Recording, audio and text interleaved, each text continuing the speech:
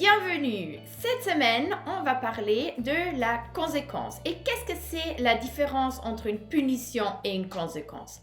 C'est très proche, mais à la fin, il y a une énorme différence entre les deux. Pour reprendre la théorie de la semaine passée, la punition, je voudrais bien vous expliquer pourquoi on va essayer de partir de la punition. La discipline positive, elle dit qu'une punition va provoquer 4 comportements chez les enfants. Premier comportement, c'est la colère. Les enfants, ils vont être super tristes, ils vont se bloquer complètement et on ne va pas réussir à leur parler. Deuxième comportement, à cause d'une punition, c'est en fait la rébellion. Ils vont faire ce qu'ils sont en train de faire quand même parce qu'ils n'ont juste pas envie de vous écouter. Troisième comportement, c'est la revanche. Ils vont se sentir tellement tristes ou fâchés ou traités injustement qu'ils vont continuer avec ce comportement exprès pour nous faire mal. Et le quatrième comportement, c'est en fait la retraite. Là, on a 2 côtés de la retraite. Premier côté, les enfants, ils se sentent complètement nuls et tristes et pas acceptés. Et le deuxième, c'est que les enfants, ils vont faire le comportement, mais mieux, parce qu'ils vont le faire cacher. Alors voilà, avec une punition, probablement le comportement, ils arrêtent au moment, mais on n'a pas vraiment aidé nos enfants. La semaine passée, je vous ai demandé de noter des situations que vous avez vues, notées, ou des situations que vous avez déjà eues bien avant. Des situations où vous avez puni les enfants. Maintenant, vous pouvez bien utiliser ces moments-là et réfléchir qu'est-ce que vous aurez pu faire ou quelles conséquences vous aurez pu mettre en place. Je vais vous dire quelques exemples. Qu'est-ce que c'est une conséquence? Une conséquence pourrait être, si l'enfant ne veut pas manger son goûter, il va devoir attendre jusqu'à midi ou juste le soir à la maison pour pouvoir manger quelque chose. L'enfant qui veut enlever sa veste va avoir froid. Donc, on peut regarder avec les enfants s'ils veulent essayer ou pas et juste leur faire apprendre qu'est-ce que c'est la conséquence quand on enlève une veste. Quand les enfants ne rangent pas les jouets, soit les jouets ils vont partir parce que nous on va les enlever, soit le jour après, ça va être nous qui vont décider le jeu pour l'enfant à leur place pour pouvoir leur enseigner de ranger les jeux.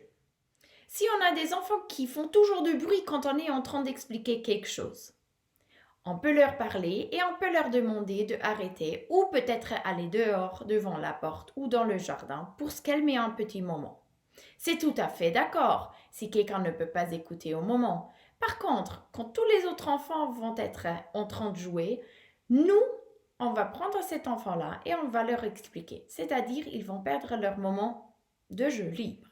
Et un autre exemple peut être, si un enfant continue de taper, ça va être nous qui choisissons soit les copains, soit les jeux pour ses enfants, parce que ce n'est pas bien pour les autres enfants d'avoir un enfant qui tape tout le monde à côté.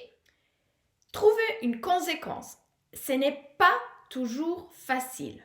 Ça prend du temps, ça prend d'expérience et ça prend aussi une grande patience de notre côté. Mais on va prendre ce temps parce que comme les enfants, aussi nous les maîtresses et les maîtres, on a des choses à apprendre. Je sais que maintenant quelques-uns de vous, vous allez dire « Oui, mais la punition et la conséquence, à la fin, c'est la même chose. » Vous avez raison, mais vous n'avez pas raison. La discipline positive, elle explique ça de cette manière-là. Il regarde une punition ou un autre mot que vous voulez utiliser.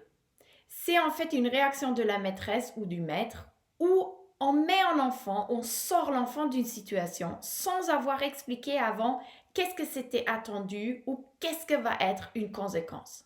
La différence vers la conséquence, c'est que nous, on va verbaliser, on va expliquer aux enfants encore 1 ou peut-être 2 fois qu'est-ce qu'on attend de leur côté. Quel est le comportement qu'on souhaite? C'est en fait la même chose dans notre vie d'adulte. Quand on entre dans un magasin, on sait qu'on va devoir payer pour les produits qu'on prend.